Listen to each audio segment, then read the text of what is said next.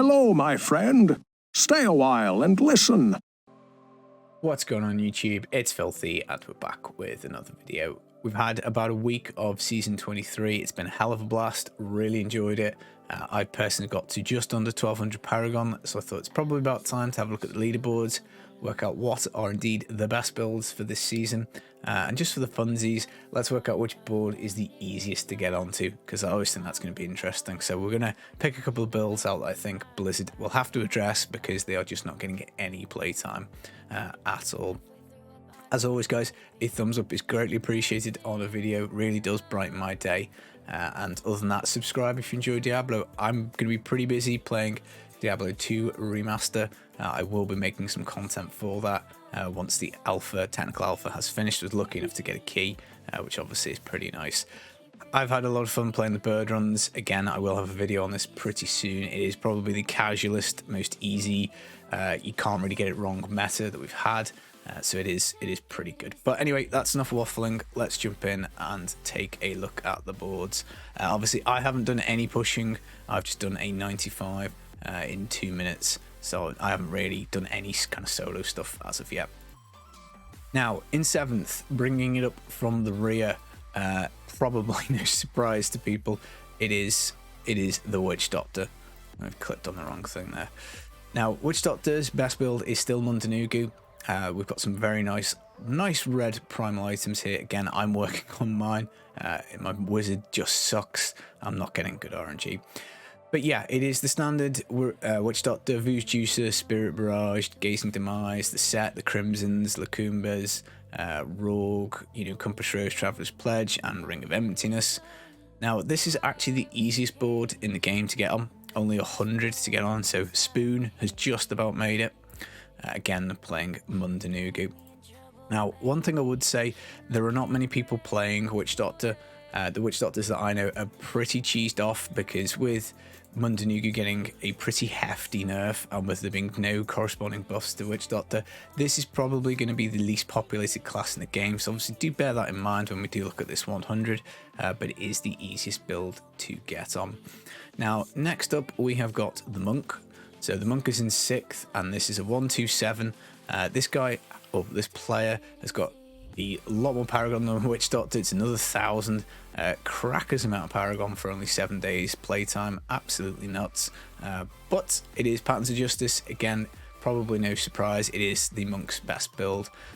Again, it is pretty much your standard kind of stuff. Balance, Wong Kim Lao, Crimsons again, 5 pieces, Caesars, Squirts, COE, Unity, usual kind of stuff. Bit more competitive to get on Monk, 105, but again a fairly sparsely populated board, and this is probably just because Monk hasn't had any buffs. So Monk just completely got left alone this patch, no buffs, no nerfs, and yeah, people are just still playing the Patterns of Justice Tempest Rush. Now, I probably was expecting to see some Wuku here.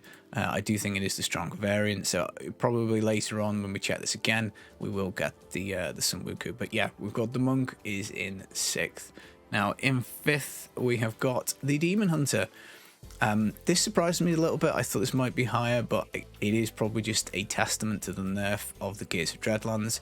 So again, standard God build here, Series Satchel in the cube, Dawn, Valors, Raps of Clarity, Hunter's Wrath, Focus Restraint, Depth Diggers, COE in the cube. The main change here is the piercing can only pierce up to 4 times. That is a fairly hefty nerf, and it's probably why this is kind of capped here, a little bit lower than some of the other suits in the game. Very competitive board to get on though, because you're going to need 114. I mean, ZDH is very popular. It is in the meta for speeds. It's fun. It's super easy to play. I'm doing quite a bit of ZDHing myself when we're doing some speed runs, trying to mix up all the positions, but it is, as I say, a lot of fun. So yeah, it is pretty hard to get on this board. It's going to be one of the tougher ones, I think.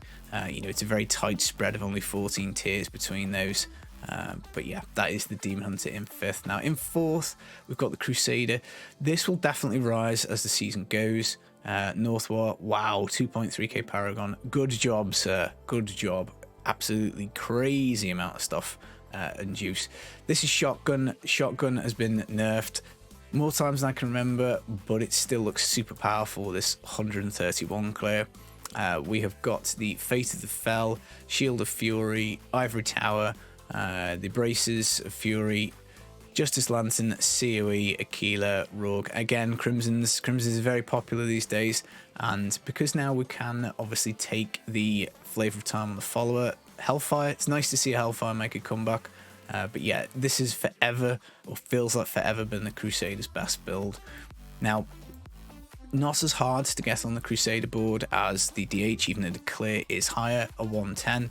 This is actually on Thorn's Bomb, which is pretty interesting. So this is the Akan set mixed with Invokers, Crimsons, Norvalds, again, Justice Lantern, Zodiac, Belt of the Trove, the Mortal Drama in the cube, and as always, Rogue to make up the bonuses. Now, it's going to be interesting to see what wins out, whether it is shotgun or whether somebody can play bombs. We've got third bomb, which isn't too bad. So that's only 2 tiers behind. So just have a look at this guy's Paragon. He's got 500 Paragon less as well. So that could be an interesting fight between shotgun and bomb. What I would say is shotgun is probably going to win because it will probably still be RGK. Some people in my community are suggesting it's going to be TK as well. So, you know, it's going to get more playtime is basically what I'm getting at. But yeah, Crusader in 4th. Now we move into the top 3. Barb is always very high super early because support Barb is forever being used. Again, Rob piling on the Paragon, 2.2k. Well done again. And this is Whirlwind. So Little Rogue, Slanderer, Lamentation Belt, 6 pieces of Wrath of the Waste, Mortix, Braces, Zodiac, COE, Ambos, Mantle of Channeling, and Band of Might. And this, I guess, is just a nice amulet that Rob has. So I've Etlich, you know, you take a little bit less damage, but it's obviously got the physical double crit, which is pretty nice. So again, maybe he might get around to doing some Ubers, and this could be a Hellfire later on. That might be where we end up. Barb is always a difficult board to get onto because, again, there's so many wonderful Z-Barbs out there. But we are going to need a 115 to get on this one. Again, Whirlwind. And it's going to pretty much be Whirlwind all the way through this. You know, I think really the only board that we've covered that will have any kind of variance so far would either be Witch Doctor, possibly because of its lack of population. But I'd still reckon 99% of those would be Mundanugu. But yeah, it's pretty much just going to be all Whirlwind on here. I think the only variance is going to be on the Seder. This brings us into number 2, Necro for the win. Again, Necro, because we've got rats and because we've got brats, which is Bone Spear and rats mixed together, you've got a lot of people playing Necro at 2.5k. Wow, I won't get this in the full season unless I really crush it. And even then, I probably still won't. I got 2.3k all of last season, so that shows the level of work that's gone into this. This is Bone Spear. We've got the All Guilds variant here, so a Dainty Spining on the character, Scythe of the Cycle, just an offhand with area damage, Bone Spear. This doesn't really matter what it is. Primal Crispins, my god, I would love one of these. COE, Haunted Visions, Petrified Spike, the Braces in the cube, so the Gelmandors, Marigards, and then the Rogue to make up the bonuses. Yeah, pretty standard Bone Spear. Necro again, 113 to get on. It's a fairly wide variance. Again, Bone Spear. You probably will find that most of these things are going to all be Bone Spear. We're probably not going to get terribly much in terms of variance on the Necro board. And that brings us to the number 1. A drum roll, please. I mean, we all could have guessed it. It is Wizard. 140, sickeningly high clear for only 7 days playtime. 2.3k Paragon, and it is, of course, the Firebirds Wizard. Now, this is not Archon, so we've got the mirror images here. We've got the All Guild set, so chest and braces. You can do shoulders. It just kind of depends which Firebird pieces you get to drop better, because obviously the All Guilds is craftable. Traveler's Pledge and Compass Rose and COE for the jewellery. We've got Crimsons again, Death Wish, and then, yeah, 5 pieces of Firebird. Orb of Infinite Depth in the cube, Mantle of Channeling, and then the Rogue to make up the bonuses. So, yeah, absolutely insane. 140 down in under 7 days, and just about pipping Rhodesia, who obviously is an incredible player as well. Very tight board to get on, super hard. 126 just to even register on here. I couldn't clear this at the moment. You know, we've got 120 orgs on some of this stuff. It's all really nice gear. My wizard still needs a bit of work, so this is definitely going to be the hardest board to get on. But yeah, 140, 7 days in the season. Wow, great clear, great clear. Now, as I say, just for the funsies, the worst board on here, the most super easy to get on. There's a few that don't have the full 1,000 on as of yet, but 196 to get on the Tragul's avatar. I mean, Blizzard, please buff this set. It is the least used. Like, bear in mind how busy Necro is as a class. You know, we've already established it's got, you know, not in the bird runs, but you can still do speed masses with Necro. It's got an insanely high push build, but only 196 people have sought fit to put on the Tragul's avatar and clear a rift. So I don't know, maybe we'll go for this. Maybe I'll try and get on here for, like, I don't know, top 20 or something by the end of the season. Who knows? We've also got on here a Barb, and this again is a set that I think needs a lot of work, which is Raycore. Only 255 clears on here, so if you want to get yourself on the leaderboard and you're playing Barb, slap on some Raycore and do a bit of charge Barb. Rob has cleared 110, probably for the memes. What's he gone for? Hota, Raycore Hota. Yeah, so Barb, again, a super popular class, but look, only 255 people. Very lackluster set. Needs a big buff. And then lastly, I thought we'd just do the bottom three. The other one again is Crusader and Secret of the Light. One of my community members loves this build. The rest of the community does not. 265 to get on with a rank 1.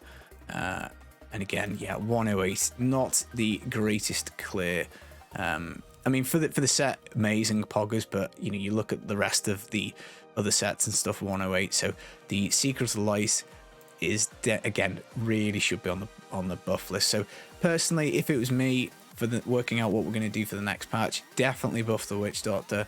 Definitely give the monk some balance changes for something new to play. Buff Secret of the Light, buff Tragul's avatar, and what was the other one? Buff Raycore. So that is the leaderboards. Yeah, how are you feeling about season 23? Have you enjoyed it? Are you on any of the boards? Have you been enjoying the leaderboard filters? I always love it when you make comments, and I do read them all, and I get back to as many as I can. But that's the video. I hope you're enjoying season 23. I'll catch you next time. Peace.